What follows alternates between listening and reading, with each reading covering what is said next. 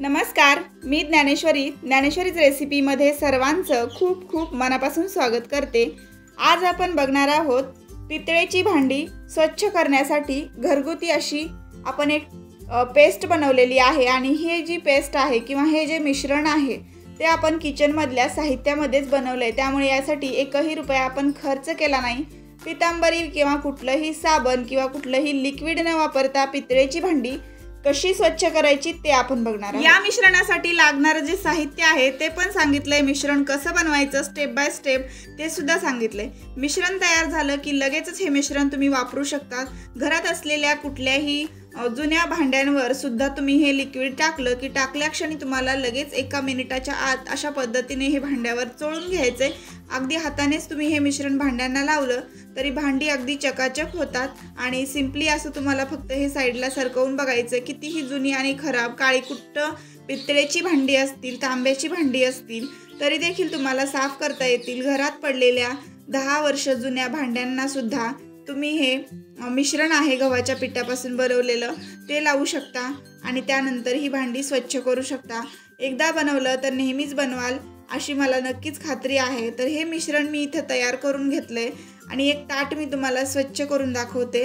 1 चमचा मी यावर टाकलेला आहे आणि मिश्रण टाकलं की लगेचच या ताटावरती असा इफेक्ट झालेला दिसून येतो। लगेच बघू शकता जिथं जिथं हे मिश्रण पडलं जातं म्हणजे 1 चमच्यामध्ये आपण ताट आतून पण घासून घेतलं नंतर बाहेरून पण घासून घेतलं तर दोन्ही बाजूंनी आपण हाताने हे ताट असं घासलं। यासाठी कुठली घासणी वापरली नाही।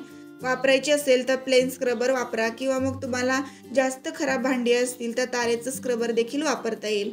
आणि या पद्धतीने आपण घरातली सुद्धा सगळी भांडी पितळेची स्वच्छ करू शकतो। पंचपाळ, आरती, पंचारती या प्रकारचे तुम्ही भांडे साफ करू शकता किंवा देवासाठी सुद्धा तुम्ही ही पद्धत वापरू शकता। कारण शास्त्र शुद्ध पद्धतीने देव साफ करायचे असतील तरी देखील तुम्ही या पद्धतीने हे करू शकता। यामध्ये कुठलंही केमिकल नाही आणि अगदी घरातल्या वस्तू आहेत ज्या तुम्हाला शास्त्रशुद्ध पद्धतीने देवासाठी देखील वापरता येतील।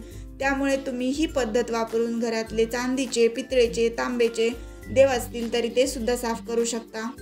घंटी असेल, देवाच्या देवाऱ्यामध्ये भरपूर देवा असतात की ज्यामध्ये डिझाईन असते बनवलेली, चेहरा आणि सगळ्या गोष्टी असतात। त्यामुळे हे मिश्रण लावा, 5 मिनिटांनी हाताने चोळून घ्या। त्यानंतर देवासाठी एखादा नवीन ब्रश आणून त्या ब्रशने सुद्धा डिझाईनची देव तुम्ही स्वच्छ करा तर सेम असाच इफेक्ट त्यावर देवावर दिसेल तुम्हाला। त्यासाठी कुठलंही पितांबरी किंवा लिक्विड किंवा कुठलंही केमिकलच्या वस्तू आपण वापरायची गरज लागत नाही।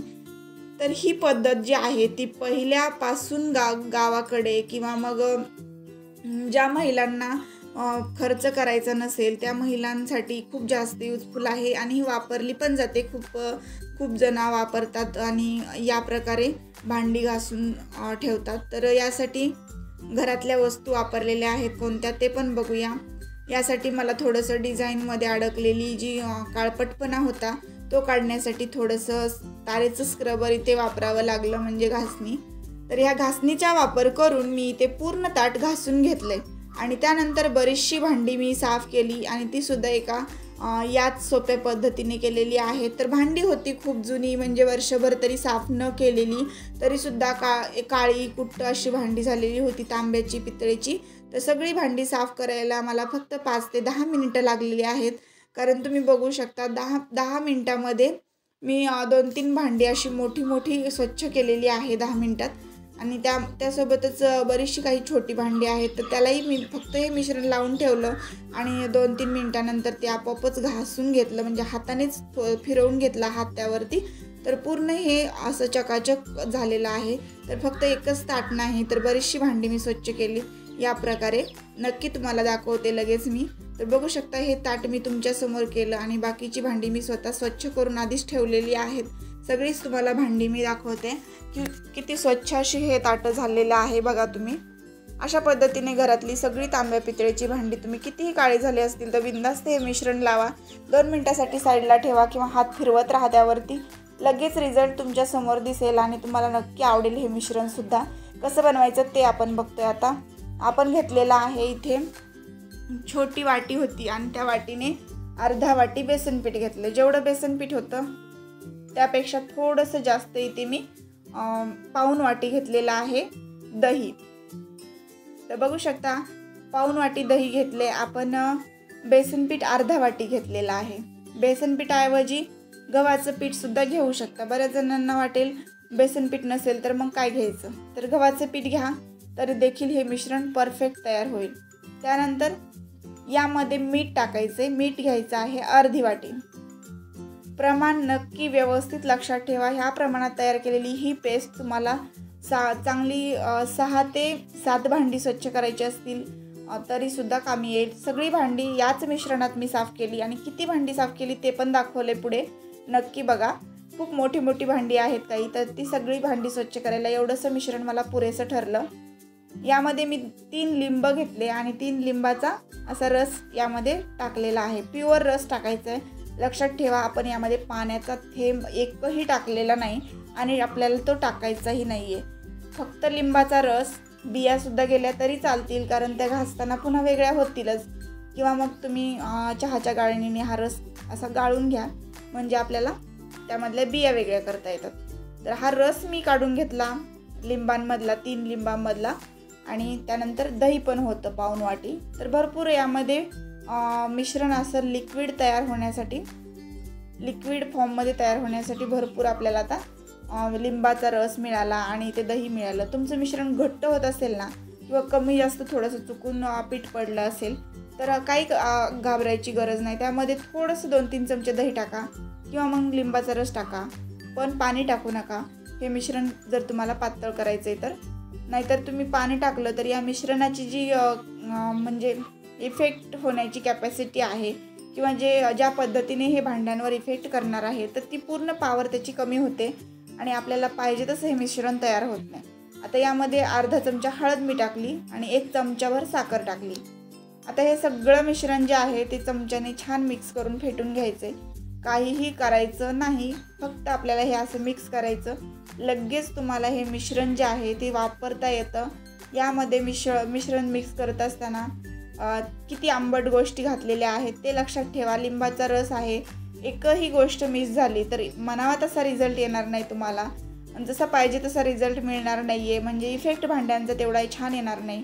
तुम्हाला पितांबरी लावली तरीसुद्धा पैसे खर्च करावे लागतील, पण या मिश्रणाला बनवायला पैसे खर्च करायची गरज नाही। घरात उपलब्ध असलेल्या वस्तू उचलायच्या आणि त्यापासून हे मिश्रण बनवायचं। फार जास्त वेळही लागला नाही, 5 मिनिटाच्या आत हे मिश्रणही तयार झालं आणि 10 मिनिटात भांडी देखील घासून झाली। तर 10 ते 15 मिनिटात भरपूर भांडी घासायची असतील तर हे मिश्रण नक्की बनवा। व्हिडिओ तुम्हाला थोडासा जरी आवडला असेल ना तर व्हिडिओ जास्तीत जास्त तुमच्या मित्रपरिवारासोबत शेअर करा।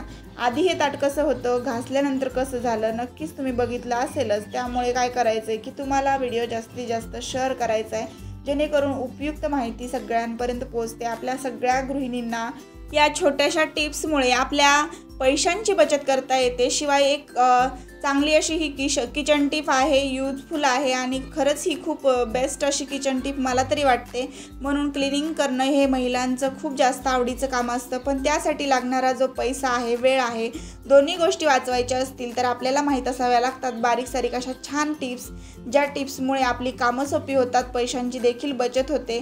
मग इथे आपण वाचवलेले आहेत भरपूर पैसे, जे पितांबरीवर, साबणावर, लिक्विडवर खर्च होणार होते तर ते अजिबात खर्च करायची गरज नाही। कितीही कार्यक्रम घरामध्ये अचानक ठरला तर लगेच घरातले काही साहित्य वापरून आपण भांडी स्वच्छ करू शकतो।